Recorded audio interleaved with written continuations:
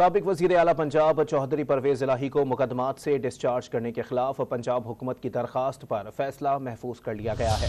मज़ीद जानते हैं डॉन न्यूज़ के नुमाइंदे राना बिलाल से। जी राना बिलाल, अपडेट कीजिएगा। जी देखें, पंजाब गवर्नमेंट की जानिब से ये अपीलें फाइल की गई थी परवेज इलाही को मुकदमात से डिस्चार्ज करने के खिलाफ, जिस पर लाहौर हाई कोर्ट ने समाअत करते हुए अफ्रीकैन वकला के दलाल सुनने के बाद फैसला महफूज कर लिया है। परवेज इलाही की जानिब से उनके वकील अहमद सईद राना अदालत में पेश हुए थे और ये कहा था कि पंजाब हुकूमत की जो अपीलें हैं वो काबिल समाअत नहीं है।